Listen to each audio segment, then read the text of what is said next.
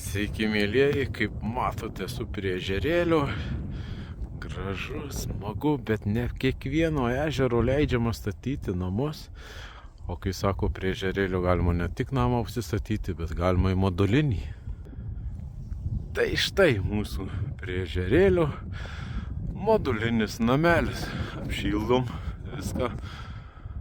Kai sakoma, šituo atveju didesnis, kiek leidžiama, proto ribose ant polių galima statyti, tad namo nereikia, galima ir tokį pasistatyti, ar kitokį, ir savo praleisti gerai laiką.